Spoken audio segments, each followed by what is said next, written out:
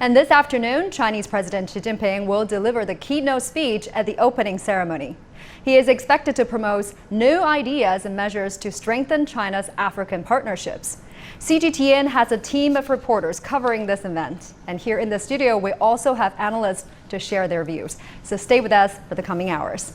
And first of all, let's now go to our reporter Zhou Yun, who is live for us at the Great Hall of the People. Great to see you there, Zhou Yun. Now, the opening ceremony will begin very soon. What can we expect from the proceedings?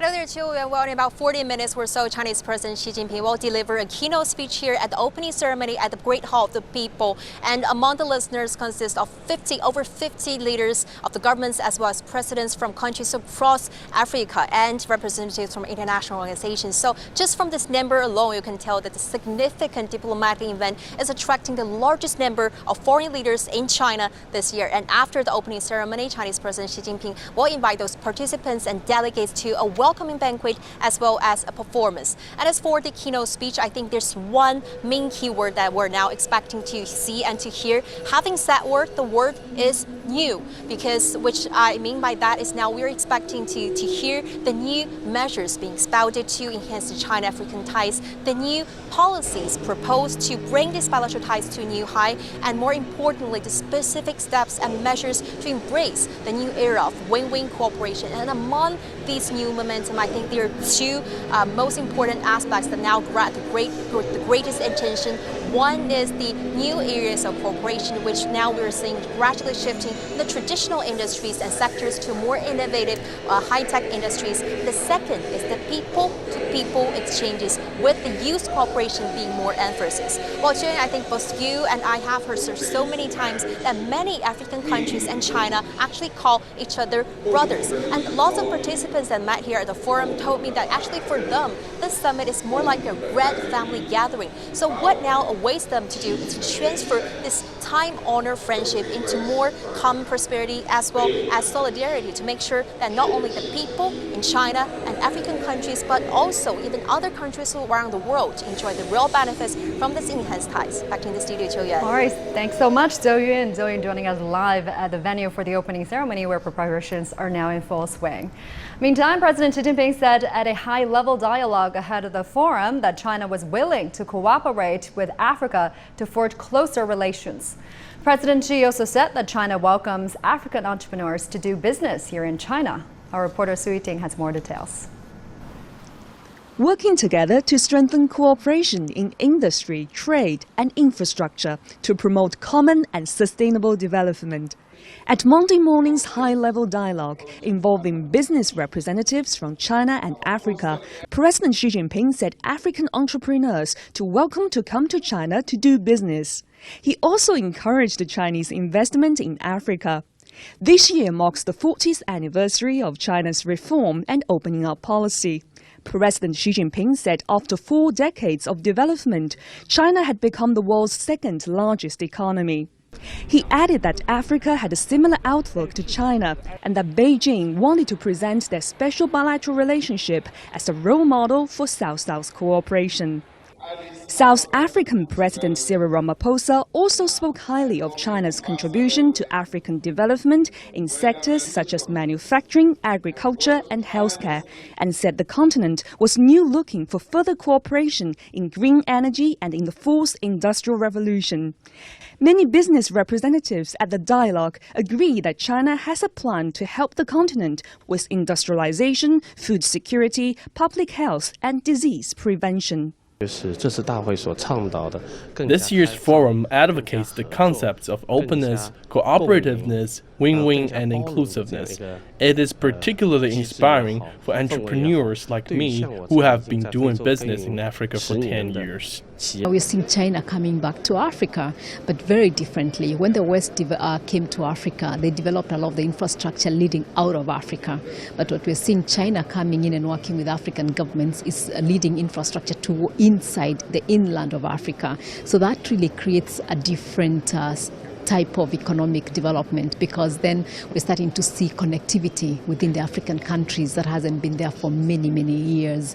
So this is very interesting to see how then are we going to do trade with China and Africa, but within also African countries. And so this meeting becomes very, very important on how Africa can also trade among themselves and do investments, but also how they can work with China to really improve their infrastructure, which has been a real problem in Africa for many years.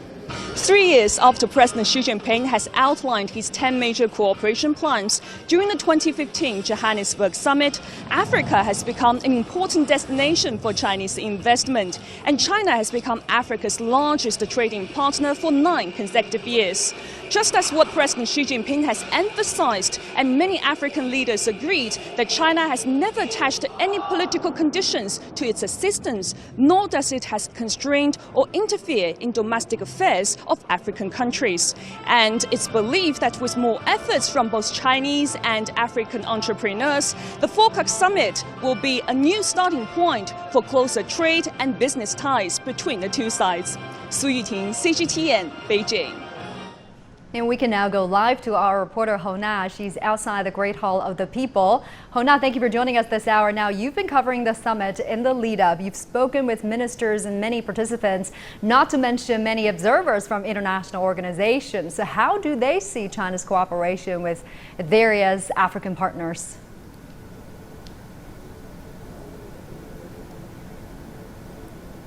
Right, Qiuyuan. Apart from state leaders and ministers from African countries, the summit has also invited representatives from 27 international organizations as observers. I'm joined here by Dr. Frederic. He is the Director General from INBA, the International Bamboo and Rattan Organization, which is a multilateral international organization that aims to promote green and sustainable development through bamboo and rattan. Great to have you here, Dr. Hans. Okay, you have many member states in Africa. Tell us about your experiences in developing China-African cooperation, and what do you think this forum can do to promote China-African ties? We're having some difficulty with our connection with Hana. We'll try back when we take a short break. Do stay with us.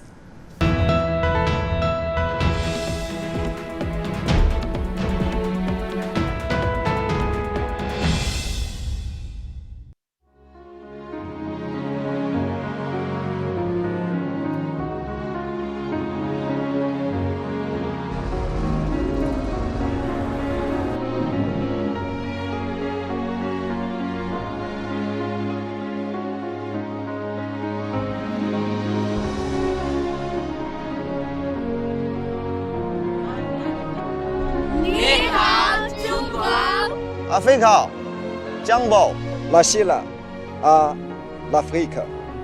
友谊万岁！友谊万岁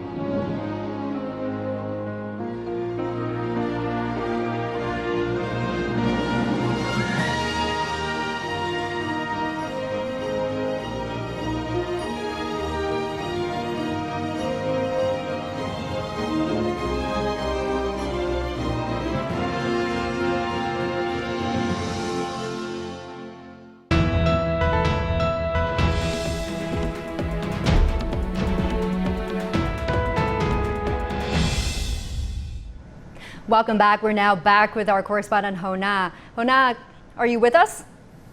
So a little earlier, you were talking about with your guests about their perception of China's cooperation with us. Please do continue. Right.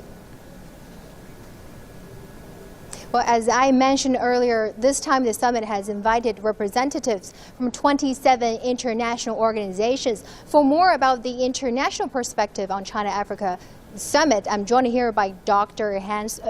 Frederic Hans. He's Director General of INBA, the International Bamboo and Rattan Organization, which is the multilateral organization to promote green development through bamboo and rattan. Great to have you here, Dr. Hans. Okay, first tell us about your expectations on China-Africa Forum this time. As I know, you have many member countries, member states in Africa. Yes, thank you very much. We have our headquarters here in Beijing, but we basically represent 44 countries in the world, and 19 of those members are in Africa.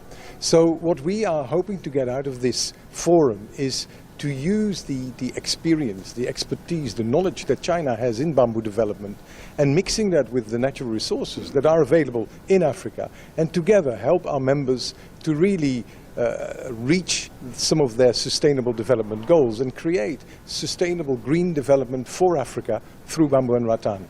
Well, you talk about sustainable and green development, and we know China and Africa cooperation is a central part to South-South cooperation. Now, how can China's Belt and Road Initiative dovetail with African development in your eyes? That's a very good question. Of course, the Belt and Road Initiative originally looked at the Silk Road. That does not include Africa. But I think now we are realizing that there are traditional historical trade relations between China and Africa as well. So for me, it makes a lot of sense that we expand the Belt and Road Initiative to look at ways that we can use the green infrastructure and the development of Belt and Road and the facilities that are available to also help countries in Africa. And we are ready to work with that with our regional offices in Addis Ababa, in Ghana, and a new office in Cameroon. And now we're all expecting President Xi Jinping's keynote speech. Tell us about your expectations, especially on the action plan we're going to hear later. Well, I was very fortunate that yesterday I saw of the 2019-2021 action plan for FOCAC, and I noticed that there is a whole paragraph about bamboo. So what I hope, of course, is that President Xi Jinping will actually use that paragraph and mention the fact that bamboo is one way that China and Africa can work together under the umbrella of FOCAC to really promote this green sustainable development using bamboo and rattan as the entry point. So I hope he will say that. Thank you very much, Dr. Hans. That's Dr. Hans Frederic. He is the Director General of INBA, the International Bamboo and Rattan Organization. Now, all eyes on President Xi Jinping's speech. He is expected to map out the future development and development measures for China-African cooperation. Back to you, Tian. All right, thanks so much, Hana, joining us there now. Many thanks to your guests as well. We will be getting to our correspondent Tambo in just a short while, but in the meantime, China has had decades of rewarding exchanges with many countries on the African continent, and they now look set to enter into a new era of cooperation and development. Daniel Falkirk looks back now at some of the highlights in their bilateral relations over the years. A friend in need is a friend indeed. Chinese President Xi Jinping was referring to his country's relationship with Africa. Known for this relationship was first set at the Bandung Conference in 1955. Representatives from 29 Asian African countries gathered in Indonesia to discuss sovereignty, peace, and economic prosperity. The Bandung Conference opened up a new chapter for developing countries. 50s as both moral and material support to the people of Africa. As decolonization, Egypt, African country, in 1956, another 43 by the end of the 1970s. Restored its legitimate seat to the United Nations and popular support from its friends Africa. In the 1950s and mid-1970s, China provided African countries with about $2.5 billion in aid, while a China-built belt between Tanzania and Zambia, completed in 1976, was hailed as a monument of their friendship. For nearly 2 decades, China has teamed up with UN peacekeeping forces in countries such as South Sudan, Mali, and Libya. Since the turn of the century, their bilateral relations in all respects have cranked into a higher gear. In the year 2000, the first ministerial conference of the Forum on China-Africa Cooperation was held in Beijing. It promoted the ideals of equality and mutual benefit. 6 years later, China had established half a dozen economic and trade cooperation zones in 5 African countries. The following year, it would launch a domestically developed communication satellite into orbit on behalf of Nigeria. China has become so important for Africa this decade. In 2013, it became the continent's biggest trading partner, with trade valued at about $200 billion. One of the countries which has benefited greatly from Chinese investment is Ethiopia. In 2015, the Addis Ababa Light Transit became the first service of its kind in East Africa, something which greatly enhanced the efficiency of logistics in the region. The same year, at the China-Africa Forum in Johannesburg, President Xi announced 10 major cooperation plans to drive industrialization and agricultural modernization on the continent. Earlier this summer, Xi Jinping paid his 4th visit to Africa as Chinese president, stopping off in Senegal, Rwanda, South Africa, and Mauritius. Xi emphasized the continent's potential and called for further cooperation, opening new prospects for cooperation among developing nations. David Dean, CGTN. Now let me bring in our reporter Tang Bo at the Forum's Media Center. Great to have you with us, Tang Bo. Now you've just from Africa from our special coverage there. What are your impressions of the continent following your recent trip? Well, I was really given a chance to visit the continent. I spent 6 weeks there, traveling the western and southern and middle part of the African continent, including Republic of Congo, Togo, the Ivory Coast, Namibia, and Zimbabwe, as well as South Africa. This is a place I've always wanted to go, but I didn't know how to start with by myself, because it's such a big continent with so many countries, so many cultures, so many people to visit. But this time we paid 6 weeks there, and we interviewed so many local employees of the Chinese enterprises, from refugees to those homeless people who changed their lives in the continent, and also the local nurses who practice the traditional Chinese acupuncture. And all those stories are very touching and very encouraging, and they also show that the cooperation between China and Africa has actually changed their lives and also benefiting both people from China and Africa. Now, Tomo, more than 2,600 reporters will cover the event. We can see some of them behind you. What are their expectations for the summit? What topics are they most interested in? Well, I've talked to some of the journalists from Africa, and besides their focus points of reporting on their president's visit in Beijing, they're also looking forward to hear what the Chinese president is going to talk about during his keynote speech at the upcoming opening ceremony. And we know that this time the summit aims to promote the China-Africa cooperation and strengthen the bilateral the ties between China and Africa. So measures have been taken to improve that, and today and tomorrow documents and declarations will be issued and signed, which is going to further strengthen the cooperation between China and Africa. And this is also what they're trying to find out. They also said that even though since the Johannesburg summit in 2015, big directions have already been set up, but implementation is still a little bit difficult. So they're also looking for you're able to open a business just like any others, run that business, and there are some huge opportunities in terms of China-Africa cooperation right now, which is really exciting for us, and especially with FOCAC here right now. What is the biggest difference that you find conducting business here?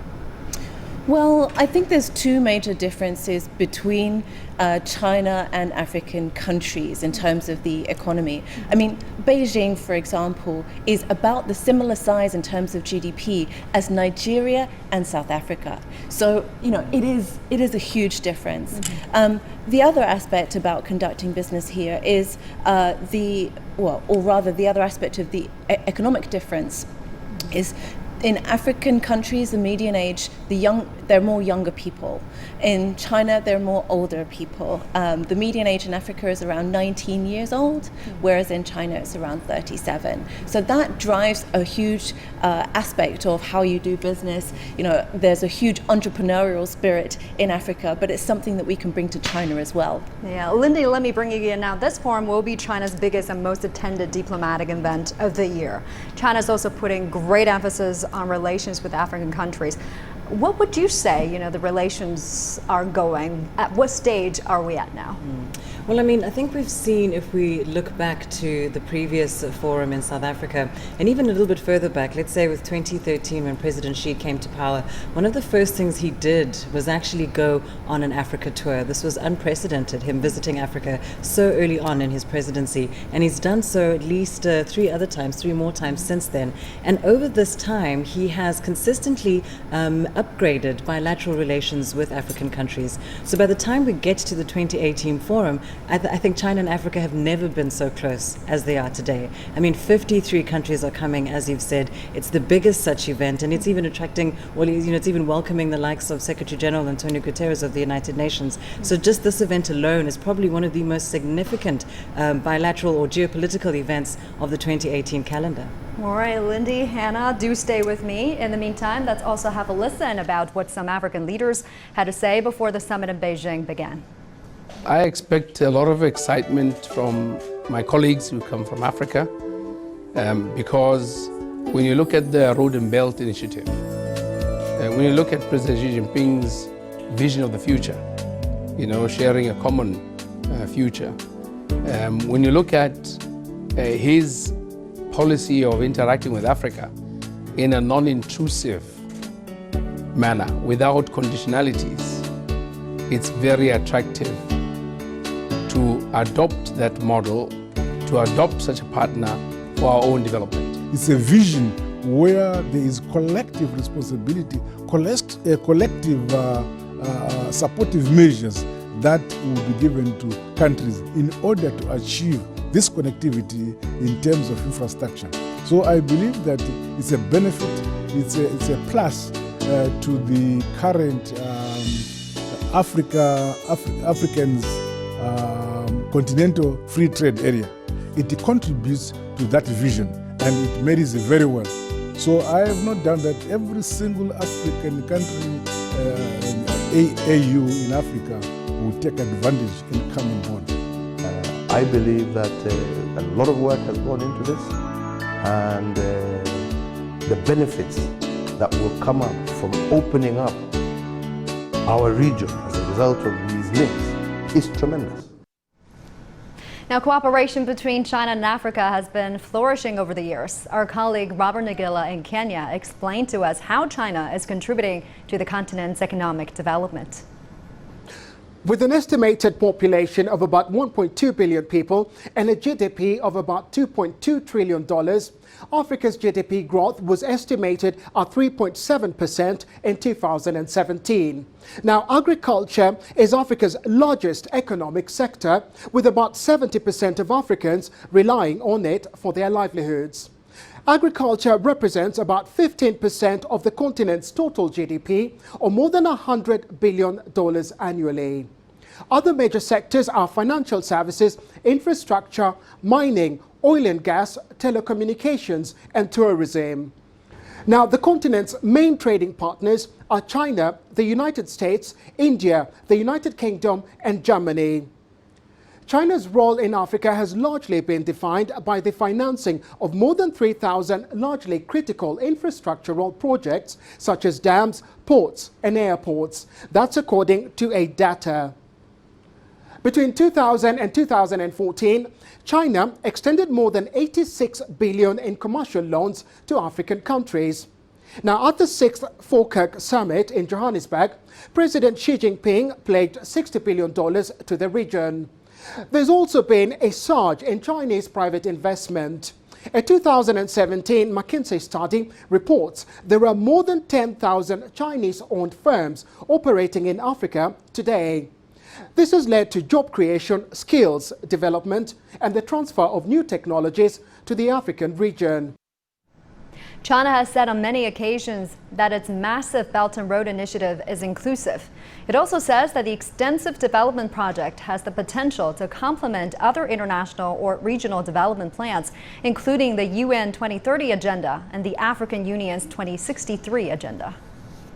Back in 2016, meeting with then UN Secretary General Ban Ki-moon, Chinese President Xi Jinping argued that the Belt and Road Initiative could help the UN implement its 2030 Agenda for Sustainable Development. a set of ambitious goals which include the eradication of poverty and hunger. The 5 priority areas of Belt and Road Initiative, connectivity and policy, facilities, trade, finance, and among people, are extensively linked with the 17 goals set by 2030 agenda, which allow for the UN to embrace the initiative. There is also a close affinity between the UN's 2030 agenda and the African Union's Agenda 2063 goals. For example, the UN's goals of ending poverty and hunger corresponds to the AU's goals of achieving a high standard of living and quality of life for African people. The UN's goal of inclusive education also fits with the goals inscribed in Agenda 2063. One more similarity is the involvement of China in these agendas. The Belt and Road Initiative has been viewed as the vital component to address the infrastructure deficit in Africa and accelerate structural transformation of the continent. Prior to the China-Africa Forum, my colleague Tian sat down with UN Secretary-General Antonio Guterres, who talked about how the China-Africa cooperation fits in the larger picture. Mr. Secretary-General, the whole picture you have just described about where the world to go, and how does China-Africa cooperation fall into the overall picture? I remember, sir, did a little bit research about what you said before coming to Beijing. You were talking about the global governance, you were talking about global development, you also talk about the health of global economic development as a result of cooperation between China and Africa. But Mr. Secretary General, can you help us to understand more in detail as to what you exactly meant? Well, if the UN fails in Africa, both in development and peace and security, the UN fails in the world. Africa, as simple as that. Africa is the continent with more challenges from the point of view of development. And Africa is the continent where, for instance, more peacekeeping operations take place in the action of the United Nations. And obviously, it is absolutely essential to mobilize the international community to support Africa. So the China-Africa Summit and the Forum FOCAC are 2 very important instruments in order to make sure that we increase the support of China to the African development, and at the same time that we are able, as UN, to support Africans to take profit as much as possible from Chinese cooperation. Many African countries still lack capacity in different aspects of governance. Foreign investments not always fit well in the structure of an economy, so we need to support African countries for an African-led development and to be able to fully take profit of the enormous effort that China is now doing from the point of view of development cooperation in general, through the Belt and Road, and in Africa. So Hana, Lyndie, let's talk more about this. Hana, your story is actually a good example of the exchanges that are going on between African countries and China at individuals level. So we have grand national policies. We also have people-to-people exchanges. What are the foundations in your eyes for China-Africa cooperation with their differences going forward? Well, I think the foundation, the Forum on China-Africa Cooperation has been around for now 18 years. And of course, all of the different countries have had different relationships with China as well. Some of them have been ever since their colonial, since they became independent, self-determined countries. Others have only recently begun the partnerships, Burkina Faso being the most recent ones. And of course, but that has mostly been very government to government level. Now, most people in African countries, I think, experience China not only as a kind of government and the infrastructure projects, but they also experience China in terms of manufactured goods that come in from China. They experience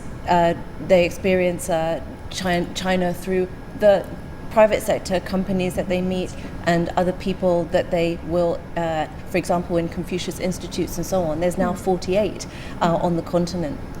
So there's a great deal of cooperation which is going beyond the government level, but it needs to deepen even more. There's a real opportunity for it to deepen even more, which is why it was good to see that there was an entrepreneur summit this morning, really focusing on how FOCAC can move from just being a government discussion to also being a business-to-business discussion, and what is needed for businesses to flourish, both Chinese businesses in Africa to flourish, but also African businesses to flourish here in China. This is the biggest market in the world, really, also a fast-growing market. And so there are great opportunities for African products to be sold in China, whether it's tea from Kenya, South African rooibos tea too, or Ethiopian wine, a whole range of different types of opportunities. Yeah, and recently several countries have severed the so-called diplomatic ties with the Taiwan Authority and restored relations with China.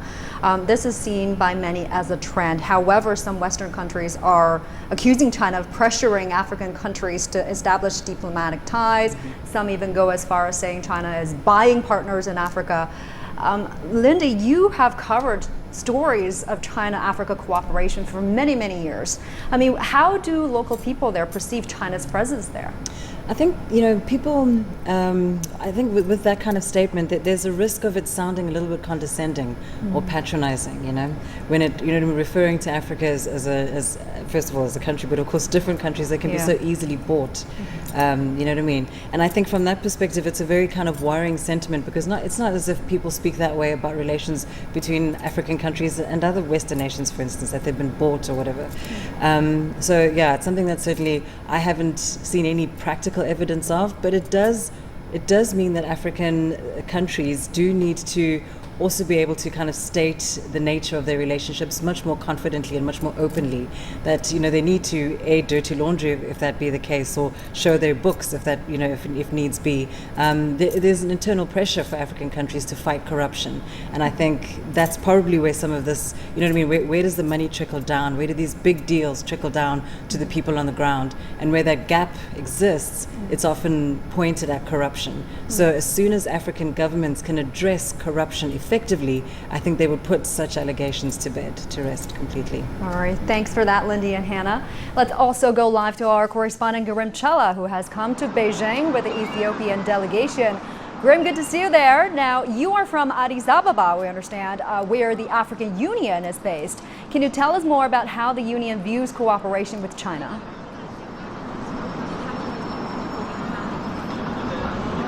Good afternoon from Beijing. As you've said, I'm based at the African Union headquarters in Addis Ababa, Ethiopia. And the African Union officials, we've been having several discussions over the years how the evolving China-Africa relationship has been so far. For the African Union, I can tell you that the relationship they have with China is strategic. It's an important one, and it's one of the relationships that they always look forward to improving it even further. Over the last many years, although there are many difficulties in the African continent, China has been there for the continent. For example, through bilateral relationship, China with individual African states, or multilateral relationship with the African Union and other establishments, including the regional communities. But since 2015, that relationship has been revamped with a FOCAC forum that was held in Johannesburg, South Africa. President Xi Jinping promised $40 billion for the African continent. That is a committed investment and also loan and grant for the continent. That $40 billion now is $100 billion by some accounts in terms of investment and other things. Now, the question is, has this all endeavor assisted people? Has it addressed people of Africa, the millions of them across the continent? And the answer is yes.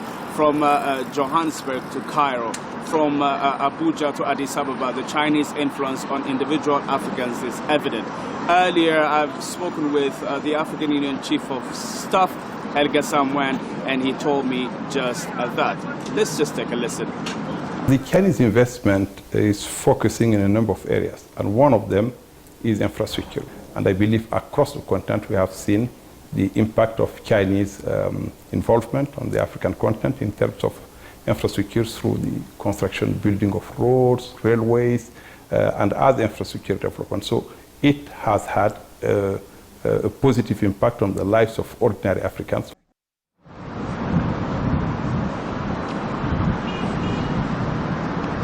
So there you go. That was Helga Samwan, the Chief of Staff of the African Union Commission. What he was talking about literally is the Chinese investment in the African continent has been affecting individual African lives positively. The African Union has this program called PIDA, the Program for Infrastructure Development in the African continent. And The simple mission they have is to balance the infrastructure deficit in the continent, which facilitates better lives in terms of facilitating trade and other forms. So the Chinese companies have been the front runners when it comes to making that plan a reality. The other important aspect of the China-African Union relationship is the support China provided for Agenda 2063. That is a 50 years plan of the continent, of taking Africa out of poverty and prosperity and taking it to the climax of development. The one that we are seeing in China is also an inspiration. After the adoption of Agenda 2063, China was the first country to come forward and sign an agreement to support this agenda of the continent. So all these things combined, I can definitely and confidently tell you that the relationship between China and Africa, whether multilateral or bilateral, is so much appreciated by the African Union. Back to you. Rim Chala joining us live in Beijing. Thanks so much. You're now watching a special coverage of the Forum on China-Africa Cooperation. The opening ceremony of the Beijing Summit is going to kick off very soon. Let's take two. Do stay with us.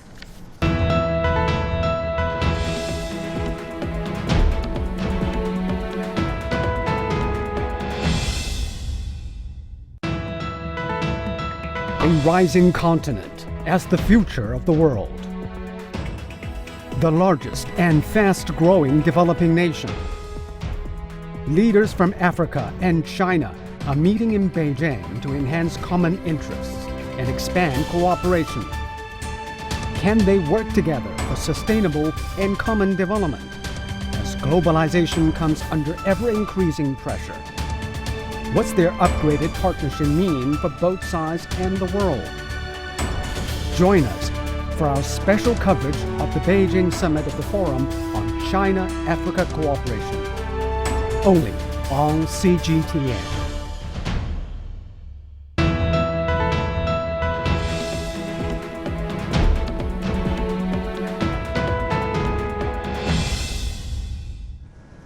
Welcome back. Thousands of African students are being given opportunities to study in China thanks to wide-ranging human capital development cooperation programs.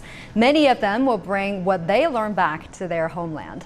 Given Sase, a Mauritian neurological doctoral student in China's southern province of Guangzhou, is one of them.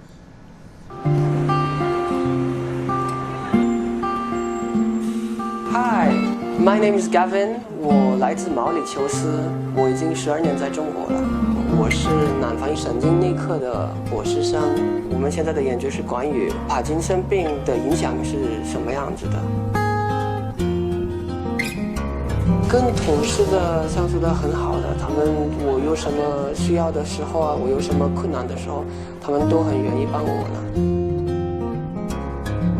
我是很喜欢文化的一个人，所以来到中国之后，发现了中国的东南西北文化都不一样，所以觉得很有意思。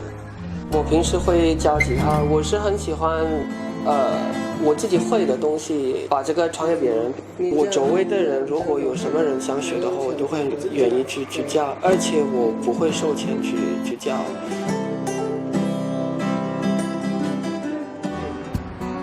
现在中国很发达，而且在国际的水平上，中国现在算很伟大了。关于吃的、住的都挺好的。毕业了之后，我打算回自己的国家去，因为我在中国学了很多东西，在我的国家没有的东西，所以我还是感觉要把我所有学的东西来到我自己国家，让我的人民更有发展，就像中国一样。 Now joining us in the studio are our guests, Mr. Fabio, Coordinator for Disease Control at the WHO China office. Also, Ms. Wimping, our current affair commentator. Welcome. So let me start with Ms. He this time. Peace and security is a major front of China-Africa cooperation. Now, China has sent the largest group of peacekeeping troops to Africa among UN countries. Why do you think China is putting so much weight on peace and security on another continent? Ever since 2011, after this, the Libya civil war, and then we have to evacuate 37,000 Chinese from Libya because there's war there. So ever since that, and then the following year, 2012, so in the meeting, we have introduced this peace and security cooperation with Africa has been written in that action plan. So this is very clear. So now we understand very clear that Africa's peace and security issue is nothing far away from China, far away from Chinese. So because we now increasingly investment in Africa and Chinese people, as many as 1 million Chinese now is working or traveling in that country. So it's bound that African security has a lot to do with Chinese peace and security, people and investment. So there's no reason saying we're still far away from that domain. And plus, African countries also has an increasing demand for calling for China to pay more attention to Africa's peace and security. So they don't want saying all those, when everything is travel in some country, my friends, African diplomats told me, we don't want to see we only have a phone call on our table, can only dial through to Washington, D.C., can only dial through to Paris or London. We want to have a phone call, we can also dial through to Beijing. So this can be keep a balanced way. Yeah. So we're getting worse. The opening ceremony for the Beijing Summit is about to begin. You're now seeing the live picture of the iconic Great Hall of the People. This is also the venue for the opening ceremony.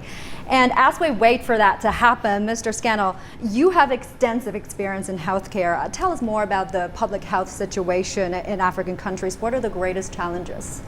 First of all, there are more than 50 countries in Africa, and with a population of 1.2 billion, as we've heard, but with a forecast of doubling the population over the next decades. So the situation is not uniform. There are some countries with a strong or a growing healthcare system, especially primary healthcare system, that they are putting a response in terms of public health that is adequate. There are other countries whose health system is under-resourced, understaffed, or are within conflict areas, for which, of course, these countries are struggling with the response. All right. I'm sorry to interrupt, but the opening ceremony is kicking off. You are seeing Foreign Minister Wang Yi and State Councilor as well. He is taking the microphone. Let's listen in.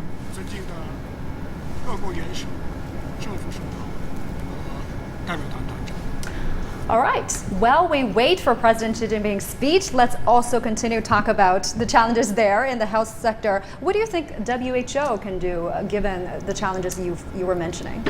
WHO is working with the countries to make an impact for the people in the community, and so strengthening together with the countries primary health care, because the services are needed where the people are. That again is the community. This is important because no magic intervention will work. Even if we have a breakthrough drugs, if we don't have a strong primary health care system, it won't work. Is it true for health security when we talk about Ebola? Is it true for infectious diseases, whether it's malaria or HIV? But it's also true for heart diseases, diabetes, or for instance, a stroke. So the effort is to work with the country to strengthen the primary health care system. Yeah, and now China has been providing medical aid to African countries for years. It's also been sending trained doctors, nurses, and also providing much needed facilities. Sometimes it doesn't seem to be enough. All right, we're getting words that President Xi Jinping is going to take microphone to make that keynote speech. Let's go live to the venue now. This is going to be the 7th summit of the Forum on China-Africa Cooperation. It brings together China and 53 African delegations, of course, and based on previous summits, China will pledge even higher contributions to African countries this year, and these have already increased massively from $5 billion in 2006 to $60 billion spread into various funds. Let's also listen in. Distinguished heads of state and government, distinguished heads of delegation, Your Excellency Mr. Antonio Guterres, Secretary General of the United Nations, Your Excellency Mr. Musa Faki Mohammed, Chairperson of the AU Commission, ladies and gentlemen, friends. September has just set in Beijing, bringing with it refreshing breeze and picturesque autumn scenery. And we're so delighted to have all of you with us, friends both old and new, in this lovely season for the reunion of the China-Africa big family at the 2018 Beijing Summit of the Forum on China-Africa Cooperation. We are so delighted to have all of you here.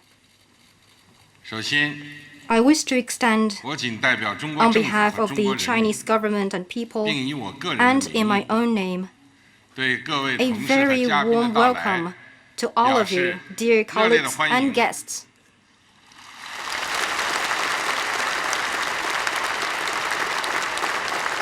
I also wish to extend through you the best regard and cordial greetings of the Chinese people to the brotherly people of Africa.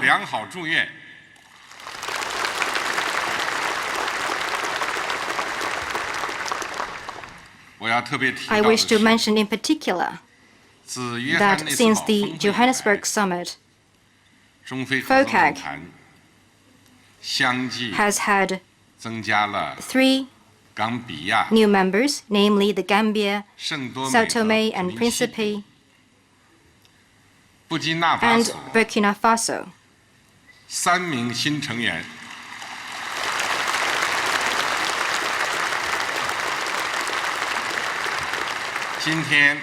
Today, we are joined by President Barrow, Prime Minister Trovoada, and President Kabore and their delegations. Let us welcome them with a warm round of applause.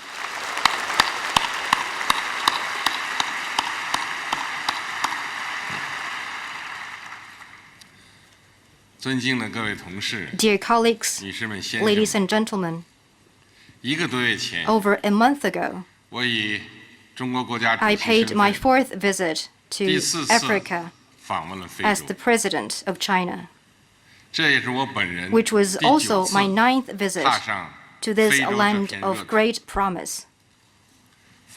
During the last visit, I once again saw an Africa that is beautiful and richly endowed, that is full of dynamism in development, and I learned about firsthand the African people's ardent hope for a better future.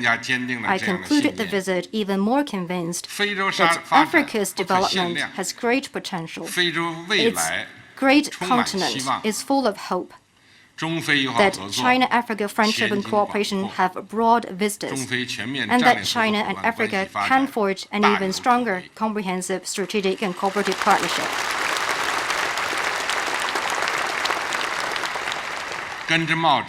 As an ancient Chinese scholar once observed, only with deep roots can a tree yield rich fruit. Only filled with oil can a lamp burn brightly.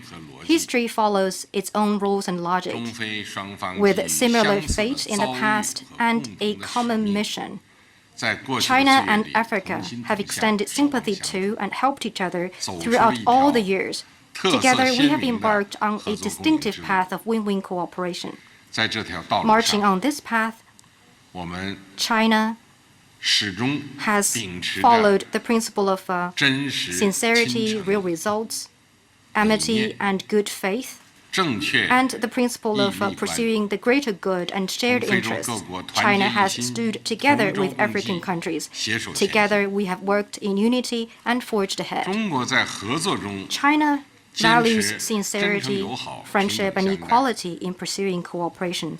The over 1.3 billion Chinese people have been with the over 1.2 billion African people in pursuing a shared future. We respect Africa, love Africa, and support Africa. We follow a 5-no approach in our relations with Africa. No interference in African countries' pursuit of a development path fitting their national conditions. No interference in African countries' internal affairs. No imposition of our will on African countries. No attachment of political strings to assistance to Africa, and not seeking of selfish political gains in investment and financing cooperation with Africa. We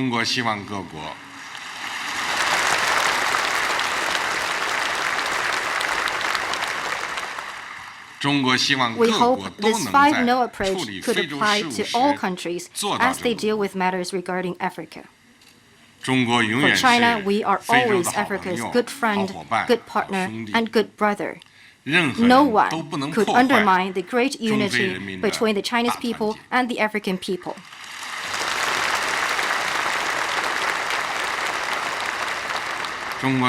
China pursues common interests and puts friendship first in pursuing cooperation.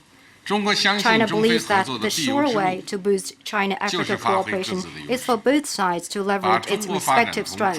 It is for China to complement Africa's development through China's own growth, and it is for both China and Africa to pursue win-win cooperation and common development. In doing so, China follows the principle of giving more and taking less, giving before taking, and giving without asking for return. With open arms, we welcome African countries aboard the express train of China's development. No one could hold back the Chinese people or the African people as we march toward rejuvenation.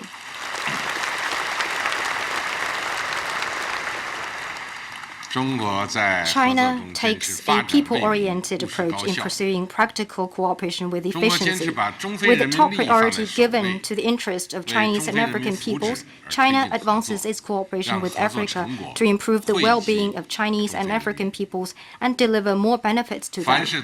We will fully honor the promises we have made to our African brothers. Faced with new developments and challenges, China will continue to improve institution building, develop new ideas, and expand areas of cooperation to bring our cooperation to higher levels.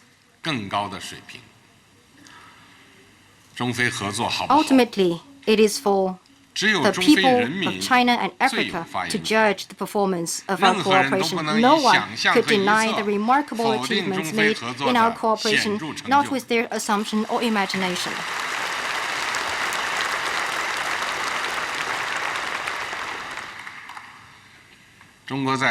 China takes an open and inclusive approach to cooperation.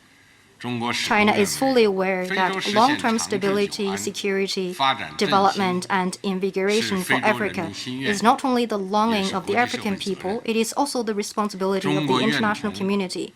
China stands ready to work with other international partners to support Africa in pursuing peace and development. China welcomes and supports all initiatives that meet Africa's interests. And we believe that it should be the same with the wider international community. No one could stand in the way or obstruct international efforts to support Africa's development.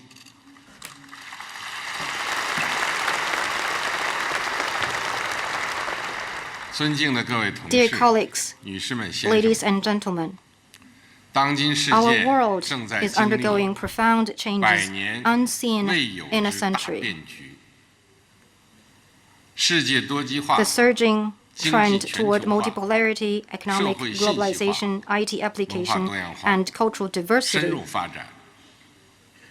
the accelerated transformation of the global governance system and international order, the rapid rise of emerging markets and developing countries, and there is greater balance in global power configuration. The well-being of people in all countries has never been so closely intertwined as it is today. On the other hand, we also face challenges unseen before. Hegemony and power politics persist.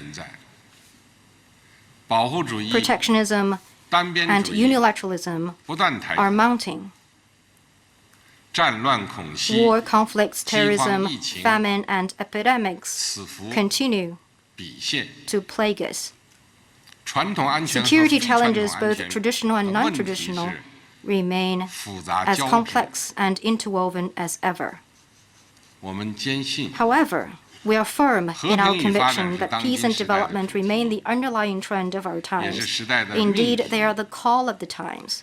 The international community should take our historical responsibility and respond to the call of our times with solidarity, vision, courage, and a sense of mission. To respond to the call of the times, China takes it its mission to make new and even greater contribution to mankind. China will work with other countries to build a community with a shared future for mankind, forge partnerships across the world, enhance friendship and cooperation, and explore a new path of growing state-to-state relations based on mutual respect, fairness, justice, and win-win cooperation. Our goal is to make the world a place of peace and stability and life happier and more fulfilling for all. To respond to the call of the times, China is ready to jointly promote the Belt and Road Initiative with international partners. We hope to create new drivers to power common development through this new platform of international cooperation, and we hope to turn it into a road of peace, prosperity, openness, green development, and innovation, and a road that brings together different civilizations.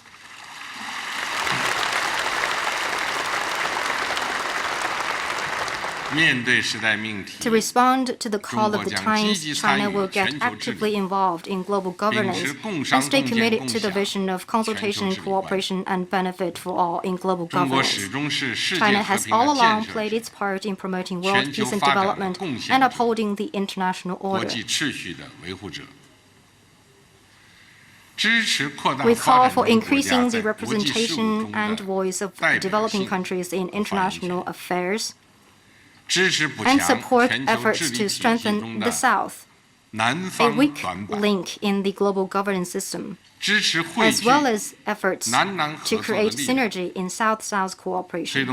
We will continue the efforts to make the global governance system better represent the will and interests of the majority of countries, especially developing countries. To respond to the call of the times, China will remain committed to opening up. Facing uncertainty and unpredictability in global growth, China will continue to grow an open economy for win-win cooperation, and will embrace an open world economy and the multilateral trading system, and reject protectionism and unilateralism. No one who keeps himself in isolation on a single island will have a future.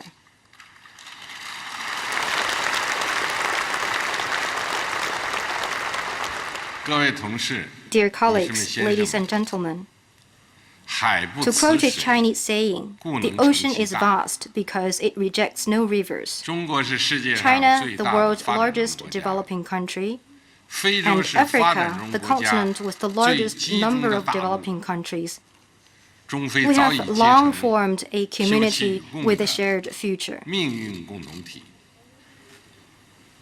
Indeed, we share a common stake. China will work with Africa to achieve our shared goal of building a closer China-Africa community with a shared future, and turn it into a pace setter for building such a community for all mankind.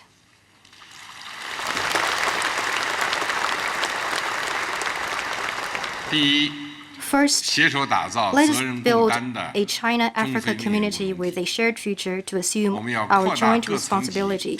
We could increase political and policy dialogue at various levels, enhance mutual understanding and support on issues involving each other's core interests and major concerns, and boost coordination on major international and regional issues. Such efforts will enable us to uphold the common interest of China and Africa as well as other developing countries. Second, let us build a China-Africa community with a shared future that pursues win-win cooperation. We could both seize the opportunity created by the complementarity between our respective development strategies and the major opportunities presented by the Belt and Road Initiative. We need to see to it that the Belt and Road Initiative and the AU Agenda 2063 the UN 2030 Agenda for Sustainable Development, and the development programs of African countries can better complement each other. With these efforts, we could expand areas for cooperation, unlock new cooperation potential, consolidate our traditional areas of cooperation, and foster new highlights of cooperation in the new economy. Third, let us build a China-Africa community with a shared future that delivers happiness for all of us. Making lives better for our people is what we aim to achieve in growing China-Africa relations. So we need to make sure our cooperation delivers real benefits to us both in China and in Africa. Mutual help and solidarity is what has defined China-Africa relations over the years. Going forward, China will do more to help Africa alleviate poverty, pursue development, increase employment and income, and better the lives of its people.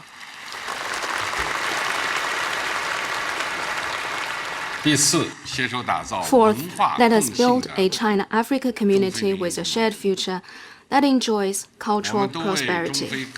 Both China and Africa are proud of our splendid civilizations, and we are both ready to make greater contributions to promoting cultural diversity in the world. By enhancing exchanges, mutual learning, and harmonious coexistence of our civilizations, we will inject lasting impetus into invigorating our civilizations and cultures, enriching our artistic creations, and provide rich cultural nourishment for China-Africa cooperation. With more exchanges in culture and art, education, sports, and between our think tanks, the media, and women and young people, we will strengthen the bond between the people of China and Africa. Fifth, let us build a China-Africa community with a shared future that enjoys common security. People that have gone through adversity value peace most. China champions a new vision of security featuring common, comprehensive, cooperative, and sustainable security. We firmly support African countries and the African Union, as well as other regional organizations in Africa, in solving African issues in the African way, and we support the African initiative of Silence the Guns in Africa. China is ready to play a constructive role in promoting peace and stability in Africa and will support African countries to strengthen their independent capacity for safeguarding stability and peace. Sixth, let us build a China-Africa community with a shared future that promotes harmony between man and nature. The Earth is the only place which we mankind call home. China will work with Africa to pursue green, low-carbon, circular, and sustainable development and protect our lush mountains and lucid waters and all living beings on our planet. We will strengthen cooperation with Africa on climate change, clean energy, prevention and control of desertification and soil erosion, protection of wildlife, and other areas of ecological and environmental preservation. Together, we could make China and Africa beautiful places for people to live in harmony with nature.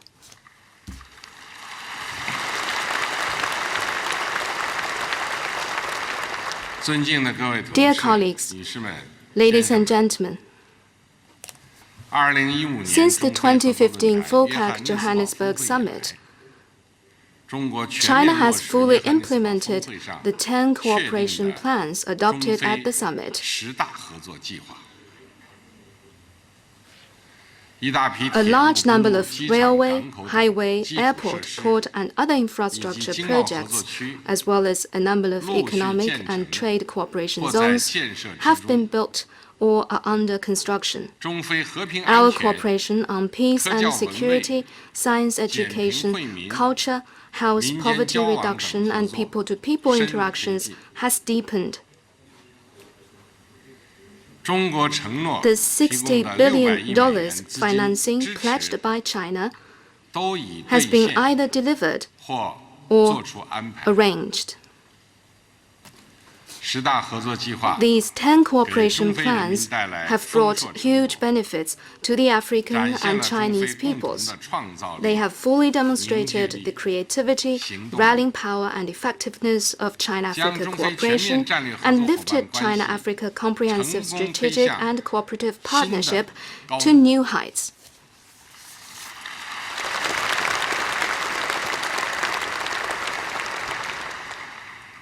To build an even closer China-Africa community with a shared future in the new era, China will, on the basis of the 10 cooperation plans already adopted, launch 8 major initiatives in close collaboration with African countries in the next 3 years and beyond.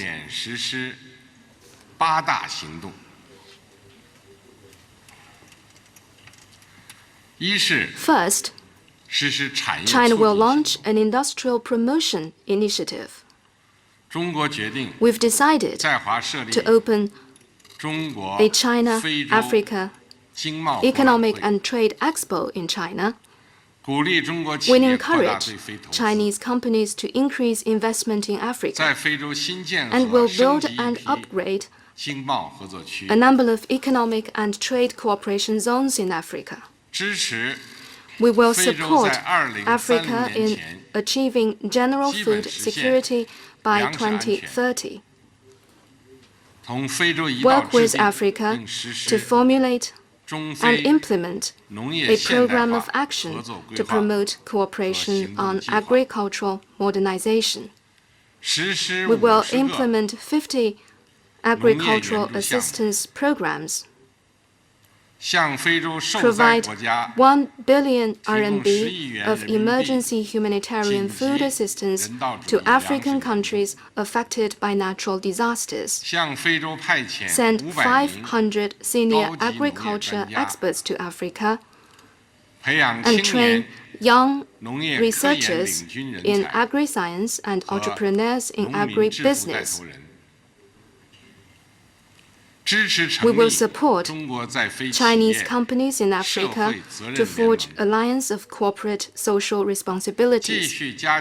We will continue to strengthen cooperation with African countries in local currency settlement and make good use of the China-Africa Development Fund, the China-Africa Fund for Industrial Cooperation, and the special loan for the development of African SMEs.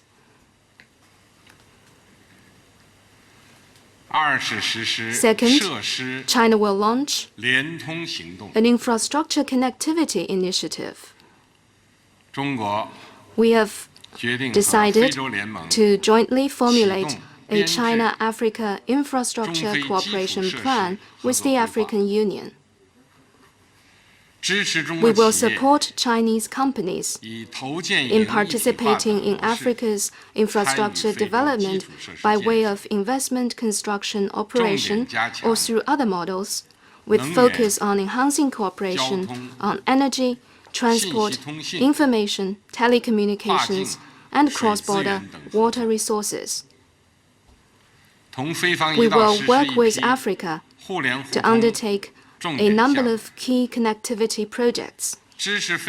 We will support Africa in developing the single African air transport market and open more direct flights between China and Africa. We will facilitate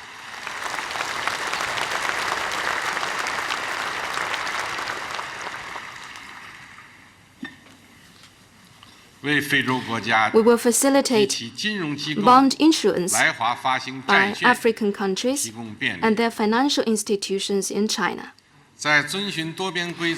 On the basis of following multilateral rules and procedures, we will support African countries in making better use of financing resources of the AIIB, the New Development Bank, and the Silk Road Fund. Third, China will launch a trade facilitation initiative. We have decided to increase imports, particularly non-resource products from Africa. We support African countries in participating in the China International Import Expo. The least developed African countries participating in it will be exempted from paying exhibition stand fees. We will continue to strengthen exchanges and cooperation on market regulation and between customs authorities and implement 50 trade facilitation programs for Africa. We will hold on a regular basis marketing activities for Chinese and African brand products. We support the building of the African Continental Free Trade Area and will continue to hold free trade negotiations with interested African countries and regions.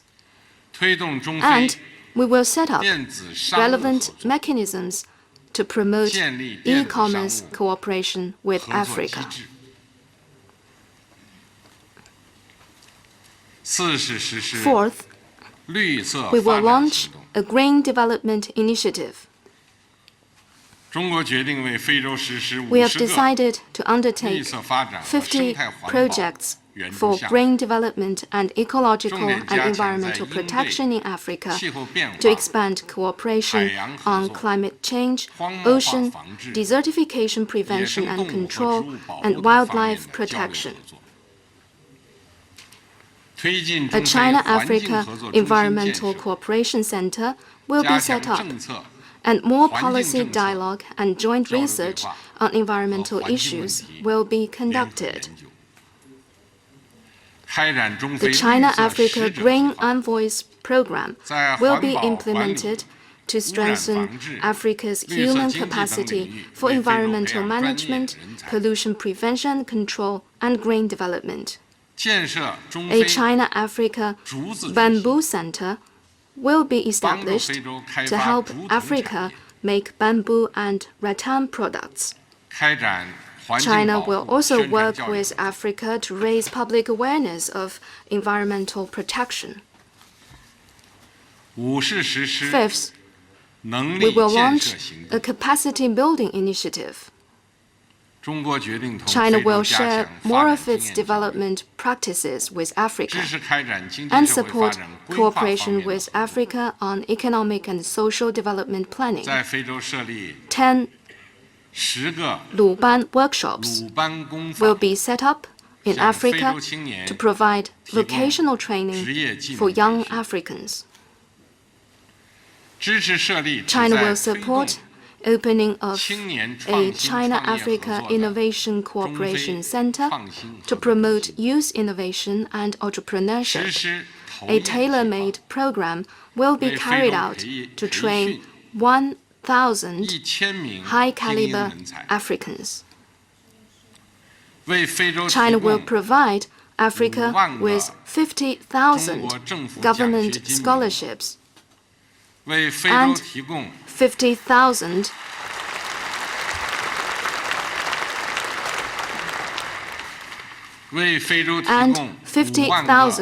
training opportunities for seminars and workshops, and will invite 2,000 young Africans to visit China for exchanges.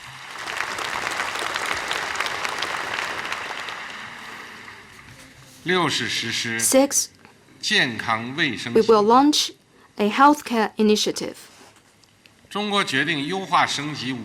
China has decided to upgrade 50 medical and health aid programs for Africa, particularly flagship projects such as the headquarters of the African Center for Disease Control and Prevention and China-Africa Friendship Hospitals. Exchange and information cooperation will be carried out on public health. Cooperation programs will be launched on the prevention and control of emerging and re-emerging communicable diseases, schistosomiasis, HIV/AIDS, and malaria. China will train more medical specialists for Africa and continue to send medical teams that better meet Africa's needs. More mobile medical services will be provided to patients for the treatment of cataract, heart disease, and dental defects. Targeted healthcare services will be provided to women and children of vulnerable groups in Africa.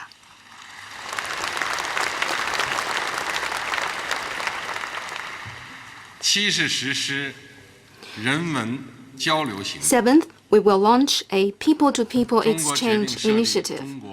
China has decided to establish an Institute of African Studies to enhance exchanges with Africa on civilization.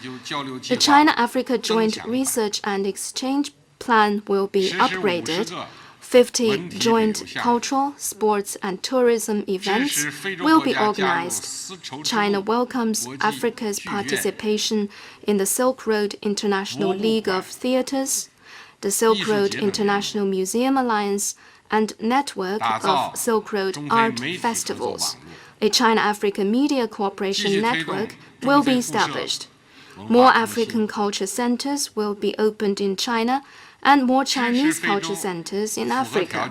Qualified African educational institutes are welcome to host Confucius Institutes.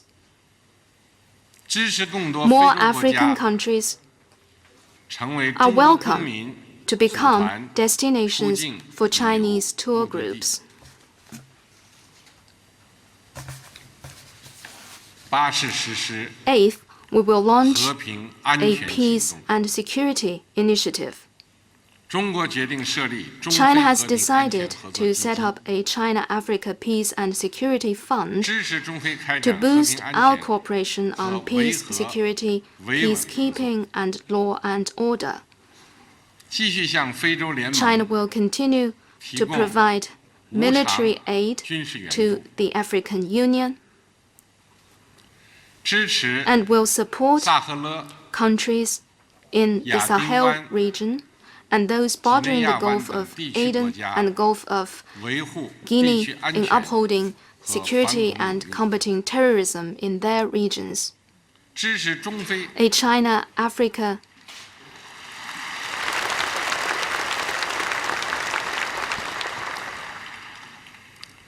A China-Africa Peace and Security Forum will be established as a platform for conducting more exchanges in this area.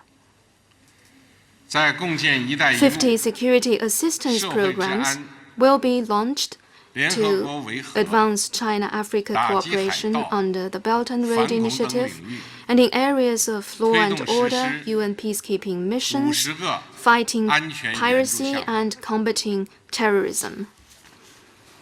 To make sure that these 8 initiatives are implemented on the ground, China will extend $60 billion of financing to Africa in the form of government assistance as well as investment and financing by financial institutions and companies.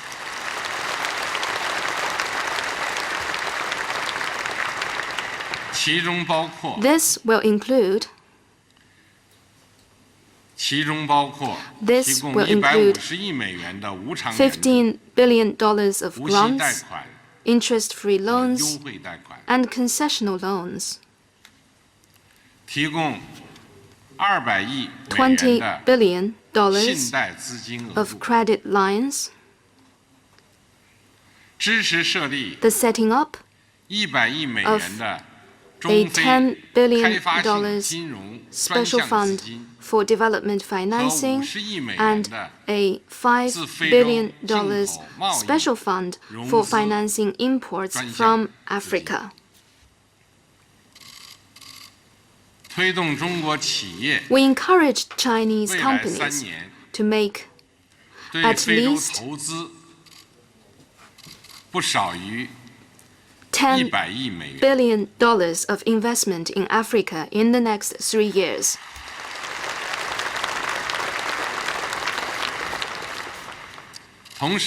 In addition, For those of Africa's least developed countries, heavily indebted and poor countries, landlocked developing countries, and small island developing countries that have diplomatic relations with China,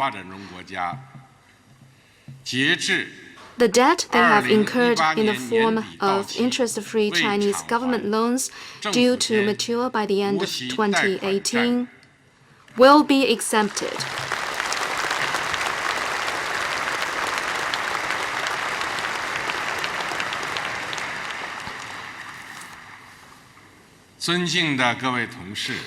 Dear colleagues, ladies and gentlemen, the future of China-Africa relations lies in our young people. Many of the measures in the 8 initiatives I just outlined are designed to help young people in Africa. These measures will provide the young Africans with more training and job opportunities and open up more space for their development. Last October, I wrote back to the exchange students of the Institute of South-South Cooperation and Development. Most of them were from Africa. I encouraged them to make the best of what they have learned, aim high, and keep working hard to promote China-Africa cooperation and South-South cooperation. I believe they have new roles to play and new accomplishments to make in this regard. The red rising sun will light up the road ahead. I am confident that the baton of China-Africa friendship will be passed from one generation to the next, and that China-Africa, working together, will build an even more vibrant community with a shared future. The day will surely come when the Chinese nation realizes its dream of national renewal and Africa realizes its dream of unity and invigoration. Thank you.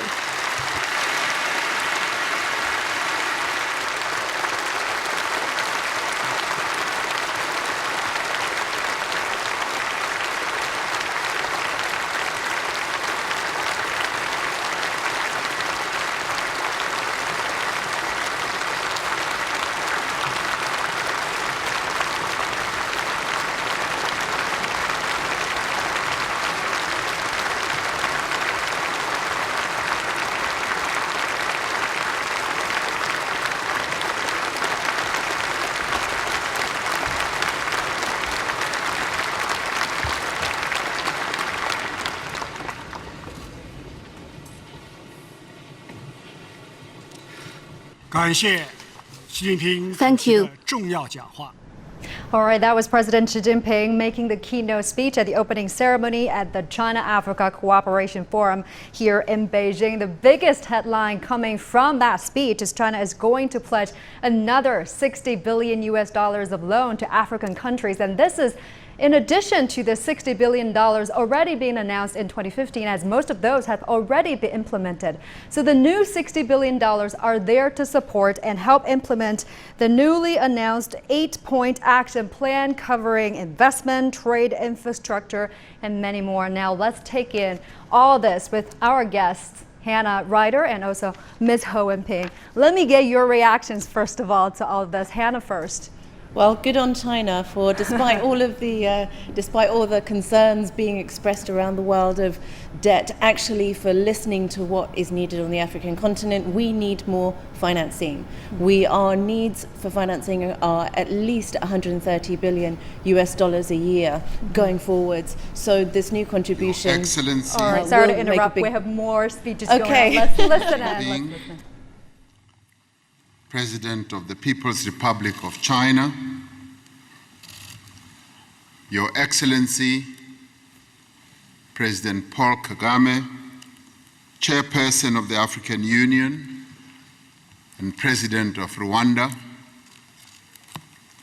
Your Excellency, Musa Faki Mohammed, Chairperson of the African Union Commission, Your Excellency, Antonio Guterres, Secretary General of the United Nations, honorable heads of state and government, ministers, distinguished guests, and ladies and gentlemen. At the outset, allow me to express our profound gratitude for the generous hospitality accorded to all of us since our arrival in the ancient city of Beijing.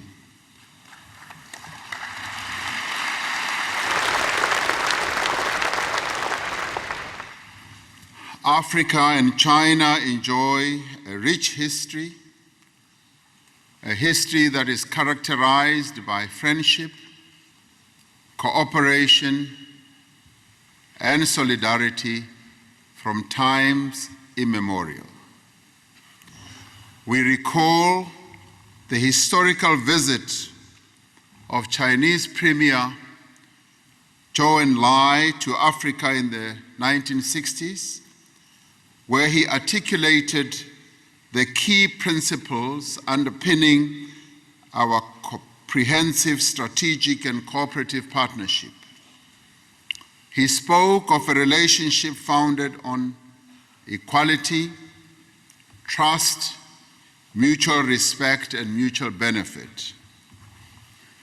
Now, more than 50 years later, these principles remain at the center of cooperation between the continent of Africa and its people and China and its people. These are the principles that underpin the Forum on China-Africa Cooperation. They inform our decisions, and indeed they guide our actions. Since its launch in the year 2000, FOCAC has grown both in extent and scope. It serves as an effective platform for South-South cooperation focused on the tangible improvement of the quality of lives of the people of Africa. In the values that it promotes, in the manner that it operates, and in the impact that it has on African countries, FOCAC refutes the view that a new colonialism is taking hold in Africa, as our detractors would have us believe.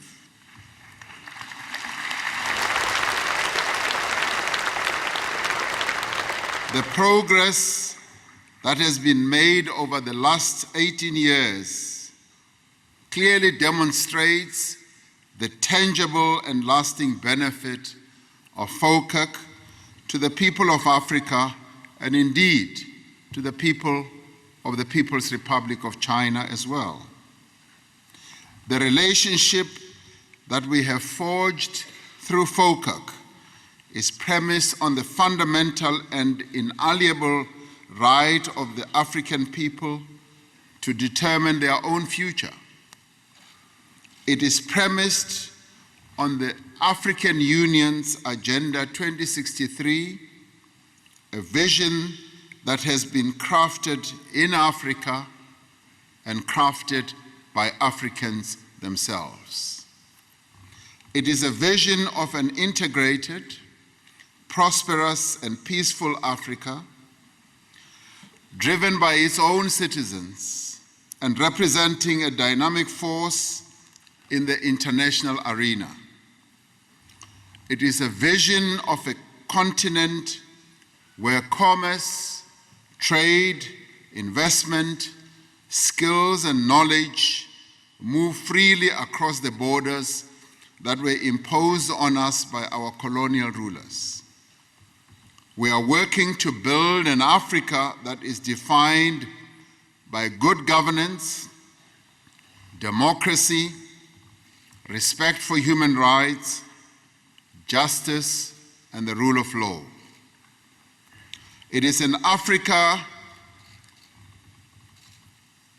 we want, an Africa where the guns will have been silenced and where all its people live in peace and security.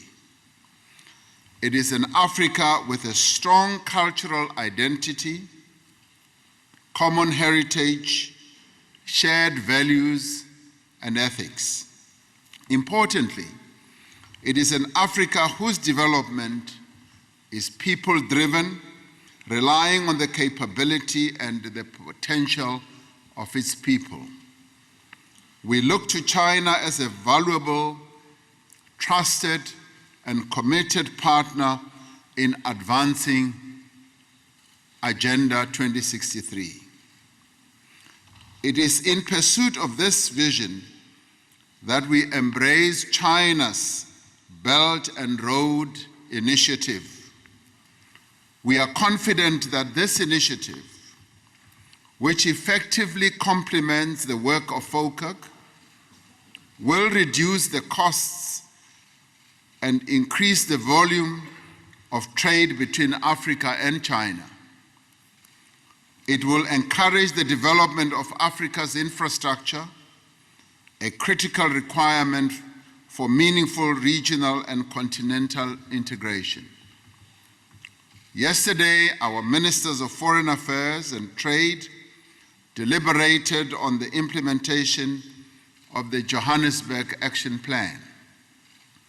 We are greatly encouraged by their assessment that the 10 cooperation plans that were announced in 2015 have been fully implemented, for it shows a partnership that is hard at work to advance the interests of Africa and China. And in this regard, we applaud China for keeping to its promise. The China-Africa Industrialization Plan has driven industrial developments in many parts of the continent and has also contributed to economic transformation on our continent. The Agricultural Modernization Plan has promoted greater agricultural productivity, and the Infrastructure Plan has boosted African connectivity as well as integration. These plans have also contributed to environmental conservation, sustainable development, improved public health, and peace and security. Through FOCAC and other forums, China has worked to ensure that Africa's development is prominent on the international agenda. Building on these remarkable achievements, we welcome the announcement just a few seconds ago by President Xi of new FOCAC initiatives that will have a significant and lasting impact on peace and stability and sustainable development on the African continent. And President Xi, we thank you for these wonderful announcements that you have made.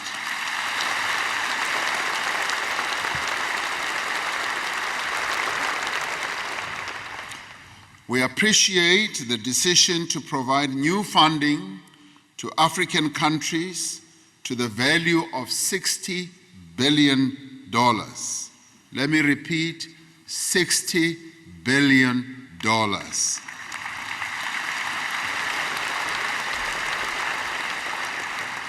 In initiatives in areas such as industrial development, infrastructure, human resource development, healthcare, the green economy, and peace and security, amongst others. Your Excellencies, ladies and gentlemen, through this partnership, we are working together to advance growth and development on the African continent.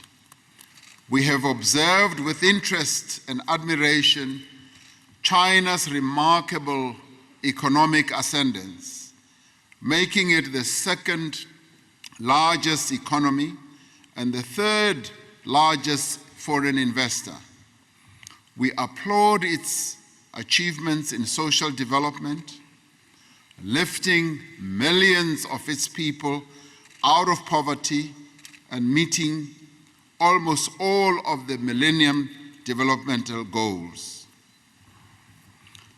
There are many valuable lessons that Africa can learn from China's impressive growth model and its approach to meeting the needs of its people. Significantly, China has used its substantial capacity as well as its resources as a catalyst for development in other markets. As a result, the Forum on China-Africa Cooperation has become an essential platform to contribute to Africa's social and economic advancement. There has been rapid growth in Sino-Africa trade, with China now being Africa's largest trading partner. Much of what is exported from Africa are raw materials and primary products. Much of what is imported from China are finished goods. We export to China what we extract from the earth. China exports to us what it makes in its factories.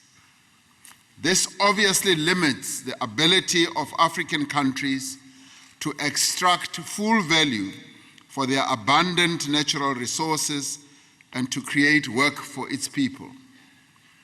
It is through platforms like FOCAC that we should work to balance the structure of trade between Africa and China.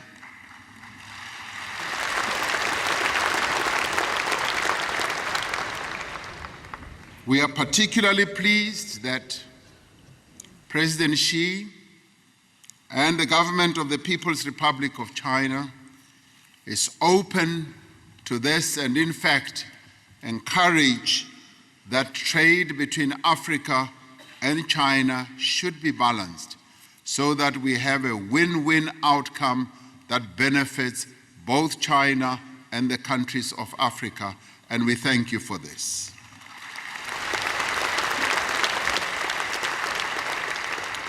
We welcome the fact that, in addition to trade, China has become a major investor in our continent. As we look to expand Chinese investment in Africa, we need to encourage more local partnerships between Chinese and African entrepreneurs. Through the transfer of knowledge and technology, such partnerships can contribute to the development and the sustainability of African businesses. They will be contributing to the expansion of Africa's productive capacity and the creation of new industries. It is important also that we promote investment-led trade between Africa and China and address the nature and quality of investment in Africa. We should seek inward investment that enables industrial development and the export of more value-added products. Developments on the African continent are further expanding the potential benefits of cooperation. We urge Chinese investors to take advantage of the great opportunities that will be created through the establishment of the African Continental Free Trade Area. It will establish a single market of more than 1 billion people with considerable economic potential. It will promote the industrialization of African economies and position the continent as a global competitor as well. Chinese companies that invest in Africa's productive capacity will be able to reap the benefits of a massive continental market. The economic value of FOCAC to both Africa and China is particularly important in the context of an increasingly uncertain global environment. Global economic volatility and heightened concerns about peace and stability render developing countries particularly vulnerable. There is a renewed threat to the rules-based multilateral global trading system, which, although imperfect, does provide stability, predictability, and a greater degree of fairness. We should be using platforms such as FOCAC to reaffirm our shared commitment to multilateralism, a fair and transparent system of international trade, and a global economic architecture that promotes the interests of the developing world. Africa is the next frontier growth market in the world. In the coming decades, it will create more opportunities, not only for its people, but also for economic partners such as China. China's investment in Africa, its strengthening trade ties, and its consistent support for Africa's development will benefit the people of Africa and the people of China well into the future. As we strengthen political and economic ties, we need to place greater emphasis on people-to-people cooperation right across our countries. We need, through such cooperation, to nurture and empower the youth of China as well as the young people of Africa. This is a forward-looking partnership concerned not only with the challenges of the present, but preparing for the opportunities of the future. We should be using FOCAC as an instrument for youth development, to invest in building their capabilities and exposing them to the greater possibilities that the world has to offer. Our objectives extend beyond the peoples of China and Africa. Together, we are working to build a community of a shared future for all mankind. This requires leadership. It also requires vision as well as partnership. It requires dedication to building the capabilities of our peoples and a resolute commitment to the cause of development and progress. With the foundation we have built through FOCAC, with the relationships that we have established between our countries, our governments, our leaders, and our peoples, I am certain that we will succeed. I thank you. All right, that was South African President Cyril Ramaphosa speaking at the opening ceremony at the China-Africa Cooperation Forum. He mentioned some of the visions and strategies that the African countries are working on, including the African Union Agenda 2063 and UN 2030 Agenda, and saying those are also in line with China's Belt and Road Initiative. And before this speech, President Xi just announced new loans worth $60 billion and $15 billion of those are for low interest loans and also interest-free loans. President Xi also announced that some of the previous loans for small island African nations or heavily indebted countries will also be exempted. And the South African president also calling President Xi Jinping's announcement a wonderful announcement. All right, Foreign Minister Wang Yi is now introducing next guest speaker, Mr. Kagame. He is going to take the microphone now.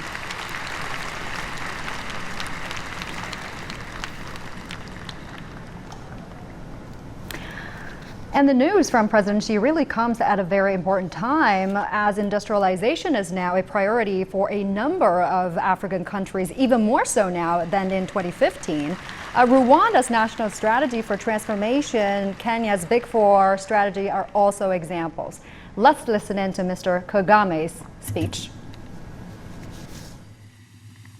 Your Excellency Xi Jinping, President of the People's Republic of China and co-chair of the Forum on China-Africa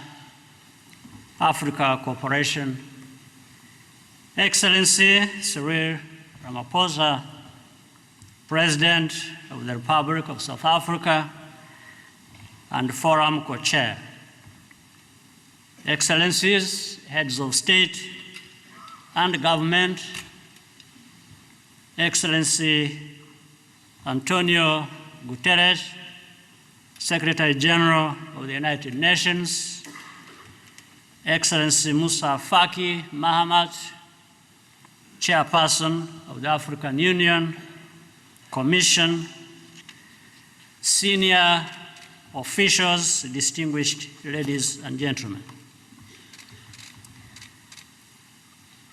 Excellencies, co-chairs, it's a great pleasure and honor to participate in this summit of the Forum on China-Africa Cooperation in my double role as chairperson of the African Union and President of Rwanda. Allow me to thank the government and the people of the People's Republic of China for the warm hospitality we have enjoyed in Beijing.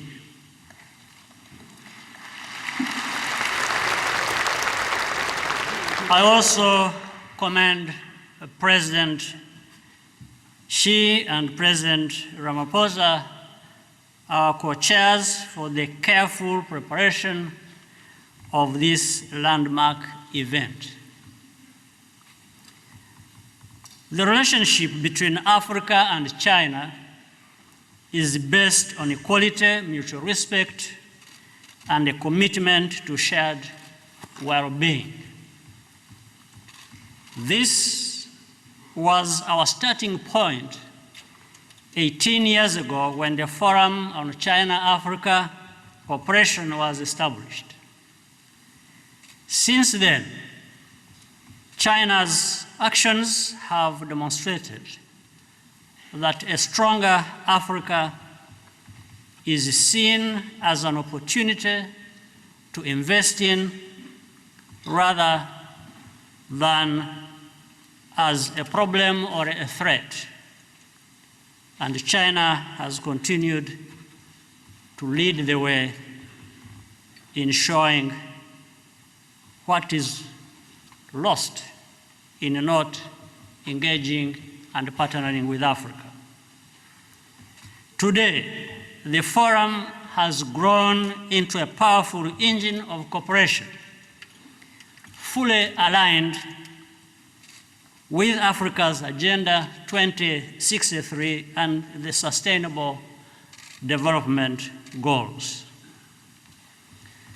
China's engagement in Africa has been deeply transformational, both internally and with respect to Africa's global positioning. That's why we now want to reinforce and scale up the Forum in order to maximize the benefits. The expanded cooperation framework presented by President Xi fully reflects our common understanding of the future of our community. We will intensify work on industry, ICTs, infrastructure, and trade. We will also open up new pathways of collaboration on environmental protection, healthcare, people-to-people exchange, and peace and security. Working more closely together to assess implementation progress on a regular basis will further enhance the quality of this process. Applying those insights will take the forum from strength to strength in this cycle and in subsequent ones. It is time for Africa to step up as well. We must increase our sense of ownership, of joint programs, improve project management, and increase participation by the African private sector. It is also incumbent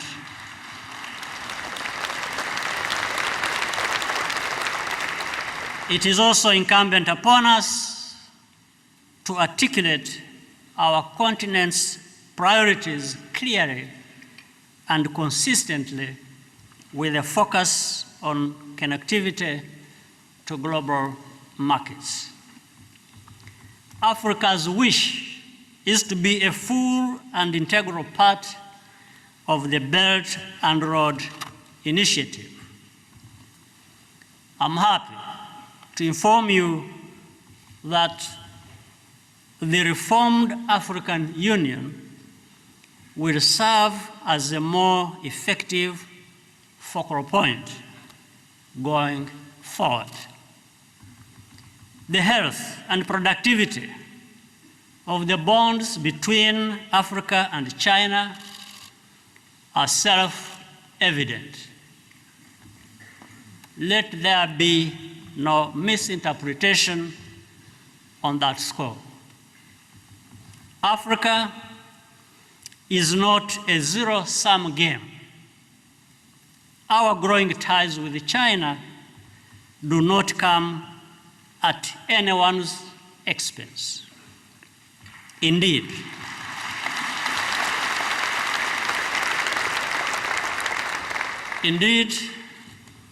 the gains are enjoyed by everyone who does business on our continent.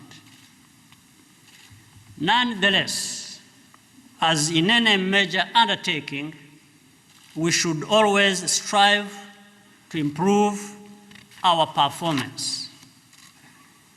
Tackling important matters in a spirit of friendship can only enhance the sustainability and impact of our efforts, while enabling us to relate to other parties with assurance.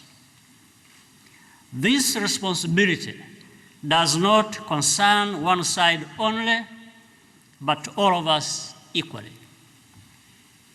Building the capacity of African institutions to transact and monitor more effectively is what will make the biggest difference.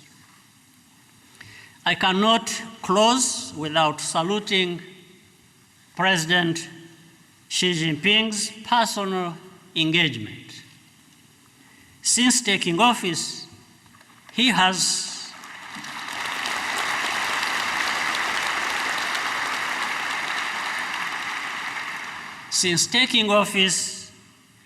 the President has visited every region of our continent, including countries of every size and economic profile, including my own country, Rwanda.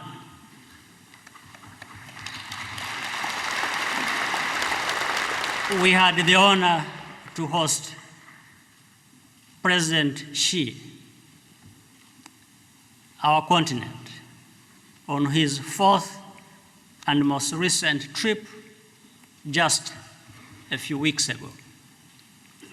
This commitment speaks to the vigor and reliability of our relations, China has proven to be a win-win partner and a sincere friend.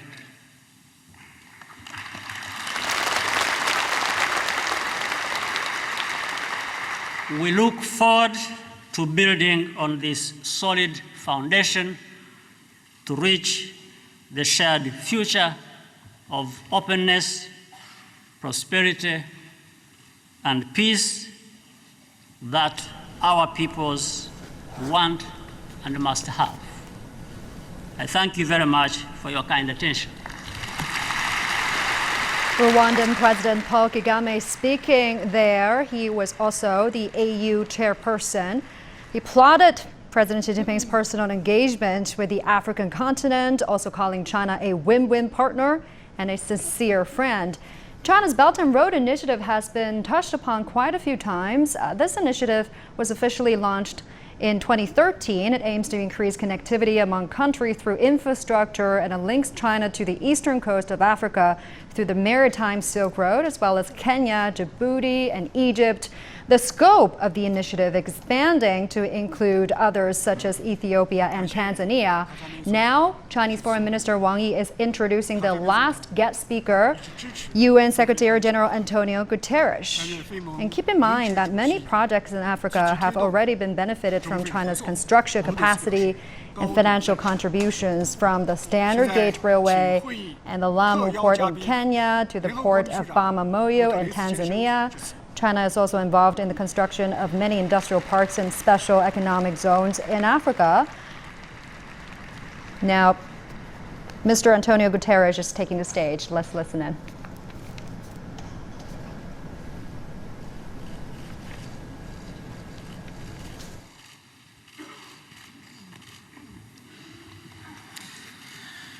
Your Excellency Xi Jinping, President of the People's Republic of China, distinguished heads of state and government and chairperson of the African Union Commission, Excellencies, ladies and gentlemen, all protocol observed.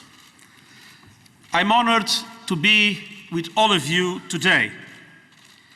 This forum on China-Africa cooperation is an embodiment of two major priorities of the United Nations: to pursue fair globalization and to promote development that leaves no one behind in the context of a rules-based system of international relations supported by strong multilateral institutions. China has achieved remarkable development progress in recent years, with an unprecedented reduction in poverty, and I commend its commitment to sharing its successes through different initiatives, and namely the Belt and Road. Africa too has made dramatic advances and hosts some of the world's most dynamic economies. Together, China and Africa can unite their combined potential for peaceful, durable, equitable progress to the benefit of the whole humankind. It is important that current and future development cooperation contributes to peace, security, and to building a community of shared future for humankind. China and Africa have strengthened their relationship in recent years, enjoying growing mutual trust and exchanges at all levels. Development cooperation is increasing based on the two mutually compatible roadmaps: the United Nations 2030 Agenda for Sustainable Development and the African Union's Agenda 2063. I commend this engagement. Cooperation based on the principles of the UN Charter can benefit your peoples and can benefit the international community as a whole. And allow me to mention 5 areas that I believe crucial for the success of this very important partnership. First, reinforcing the foundations of Africa's progress. Stronger cooperation between China and Africa can lead to sustainable, environmentally friendly, and resilient development in Africa that is inclusive, reaching first those people that are furthest behind. Financial and technological support for infrastructure development is critical. So is to build capacity on trade as African countries start to realize the potential of the landmark continental free trade area. And we are also ready to support the strengthening of national data systems to help African countries formulate policy and drive decision-making. Second, ensuring national ownership and African-led sustainable development. In the past year, the United Nations has agreed a joint framework with the African Union on peace and security and on supporting Agenda 2063. These frameworks are based on our commitment to be a steadfast and trusted partner of Africa with full respect for Africa's stewardship of its own future. And the China-Africa partnership echoes this collaborative approach to create not just immediate gains, but long-lasting value. And we are ready to support the strengthening of governance and institutional capacities in African countries to ensure country ownership and leadership and fully respond to the needs and aspirations of Africa's people. Of particular concern are education and job opportunities for young people and equality and empowerment for the continent's women and girls. Third, deepening South-South cooperation. I believe this summit will contribute to preparations for the United Nations Conference on South-South cooperation in Buenos Aires next year. South-South cooperation is fundamental for fair globalization. But the dramatic increase in South-South cooperation does not eliminate the need to implement the North-South commitments, including those assumed in the context of Addis Ababa Action Agenda. We need to ensure that cooperation paves the way for Africa's economic vitality and greater trade, both at regional and global levels. Partnership for sustainable development must also give more space for African voices, innovations, and perspectives in global development discourse around the world. Fourth, promote sustainable fiscal policies. United Nations country teams are fully committed to supporting African nations to seize the full potential to their cooperation with China. At the same time, we all need to work together to guarantee the financial sustainability of African development. Sound fiscal policies are an essential pillar for sustainable development. And it is imperative that we all support Africa to both preserve and create fiscal space for investments. And that includes a concerted global effort to combat tax evasion, money laundering, and illegal financial flows, allowing to contribute to the success of the strong African commitment to fight corruption as agreed at the African Union Summit held in January 2018. And fifth, climate change. Climate change is an existential threat for us all. A sustainable future for China, Africa, and the world means climate-friendly and climate-resilient development, as it was underlined today by President Xi Jinping. As we are increasingly aware, climate change and environmental degradation are risk multipliers, especially for fragile states and vulnerable regions. China is today a global leader in climate solutions, and it's important that it shares its advances with Africa to enable the continent to leapfrog traditional polluting development in favor of green growth. And also to support Africa in adapting to climate change and building resilience to the impacts that Africans themselves have done so little to cause. Excellencies, this summit exemplifies the win-win collaboration that is necessary for the future we want.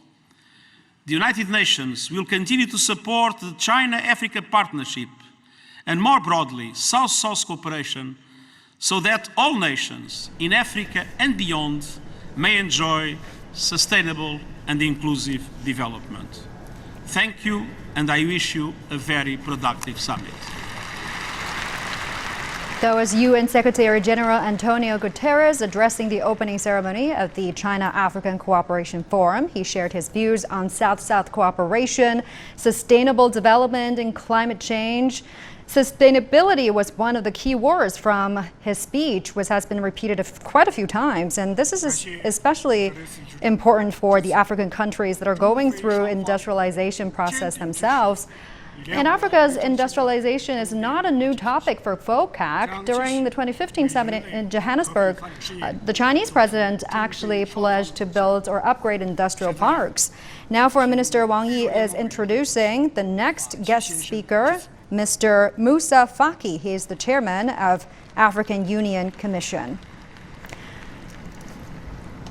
Now China also played an important role, as you probably heard, in promoting Africa's industrialization, in addition to providing vital infrastructures. All right, let's listen in to Mr. Moussa Faki.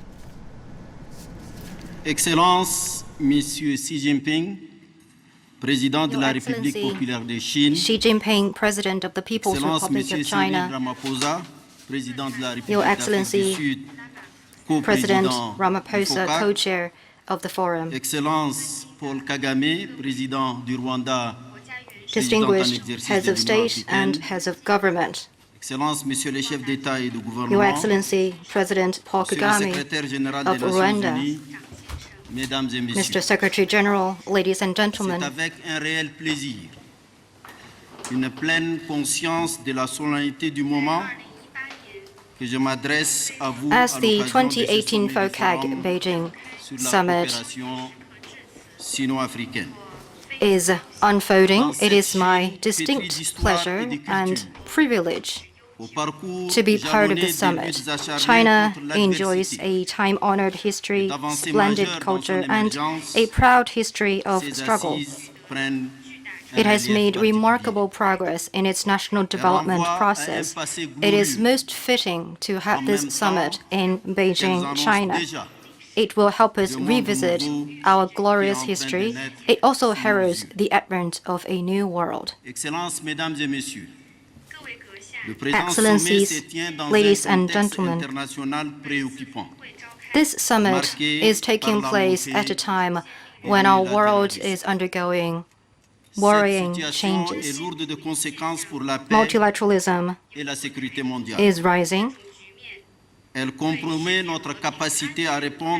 which constitutes serious consequences to world peace and security and undermines our ability to face up to challenges. It also hampers the formation of a more equitable and fair international order. The African Union is actively committed to a multilateralism that is characterized by mutual assistance, generosity, so that countries can have greater mutual understanding. To have that kind of multilateralism, we need to advance rule of law and the centrality of the United Nations. The United Nations need to be seen as an agency serving all humanity. Ladies and gentlemen, this summit brings us double opportunities. On the one hand, we are taking this opportunity to reaffirm our commitment to multilateralism. At the same time, we will work for a truly inclusive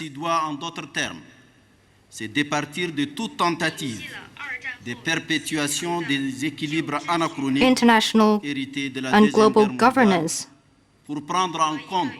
that rejects the old order and the one that is keeping with the times.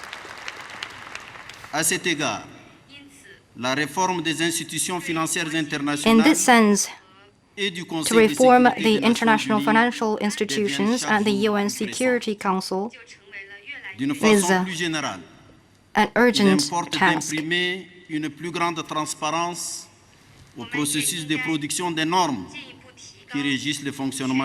We also need to promote greater transparency of international standards. In this international environment beset by uncertainties, we are gratified to have noted that China-Africa cooperation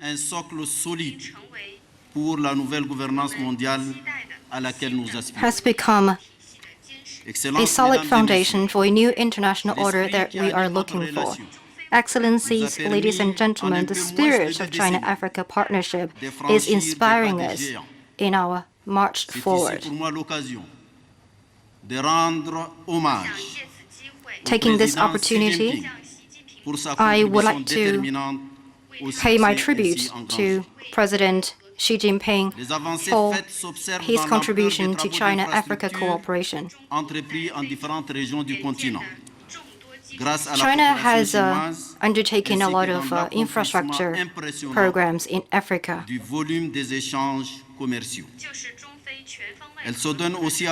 Which are crystallization of China-Africa cooperation. Our trade has also registered rapid increase. In the area of peace and security, China is a strong supporter, as evidenced by China's participation in peacekeeping operations in Africa and China's support for the Africa position at the UN Security Council. China's relations with the African Union are also making progress. On many issues with shared interest, the two sides have maintained strategic dialogue. Yesterday, the representative mission of the African Union in China was officially inaugurated. Where today, the African Union is undertaking reform to its agency to make it a spokesperson for the African continent. This will provide great opportunity for further strengthening of China-AU relations. Excellencies, ladies and gentlemen, this summit will also help advance Africa's integration process and boost the development of the African continent. For the past few months, we have seen a series of progress in a number of FTAs, the free flow of people, the African passport protocol, and the single African air transport market. The integration process is gaining momentum. These initiatives will help promote connectivity across the African continent and provide more favorable environment for closer collaboration and partnership between Africa and its partners.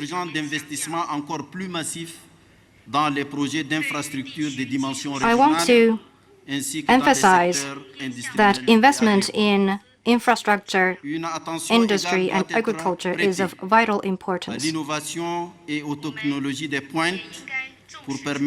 We also need to pay more attention to the advancement of high technology and innovation so that Africa can keep abreast with the new trend of the fourth industrial revolution. From China's successful experience, there is a lot that we can learn.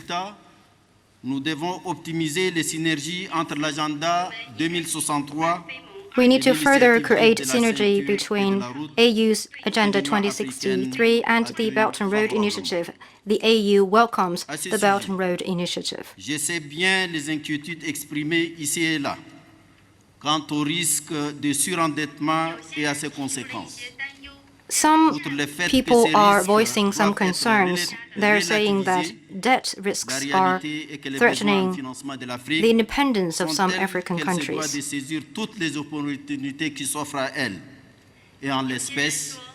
Some people are saying that to forestall such risks, Africa needs to say no to outside assistance and help, including those from China.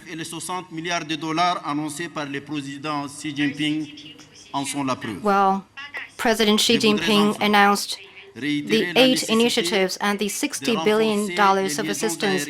They are the concrete manifestation of China's support to Africa.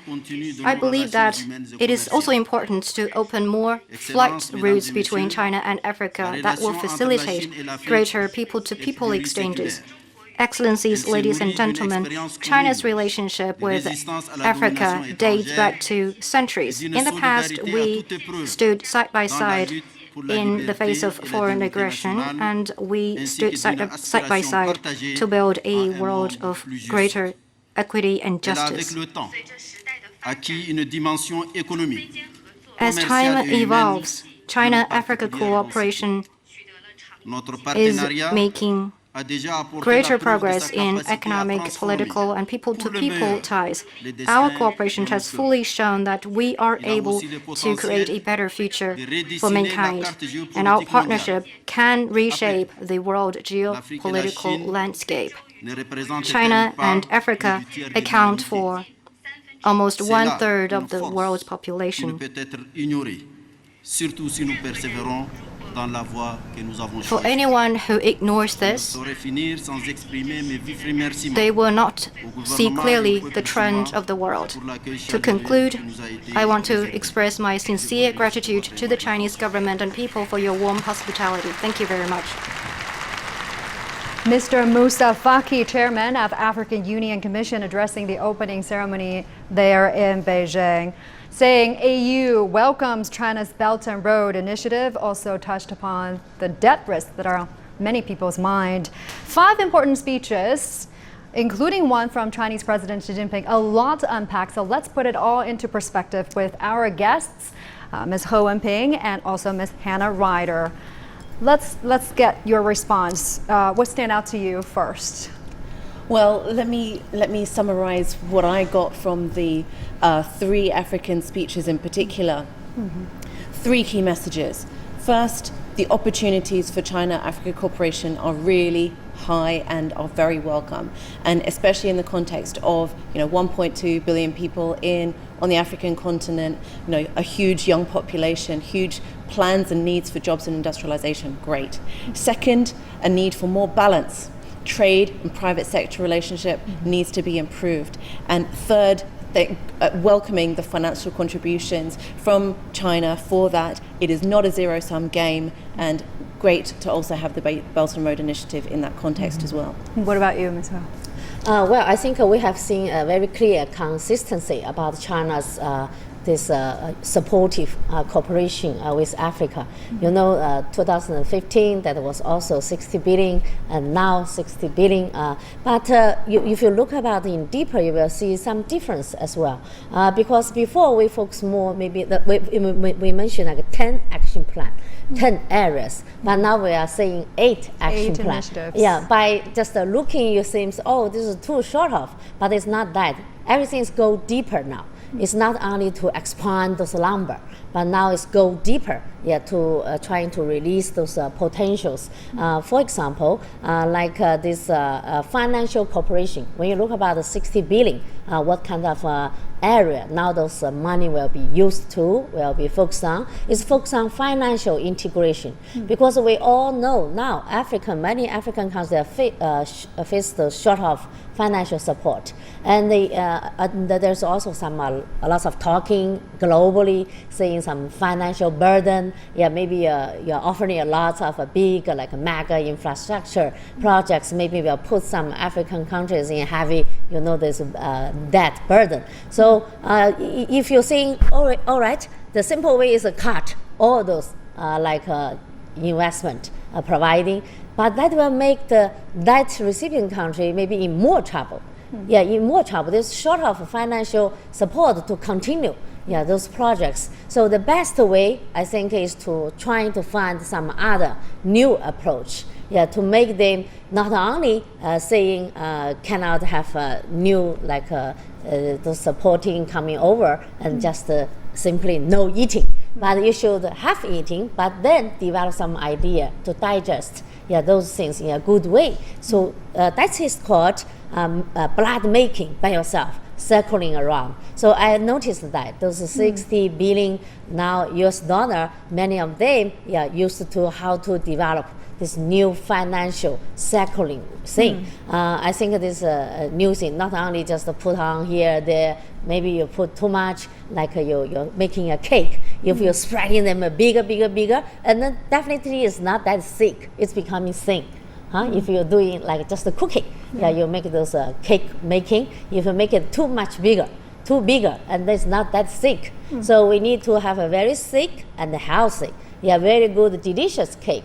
Not just some people say maybe 80 billion or like 70 billion should be more.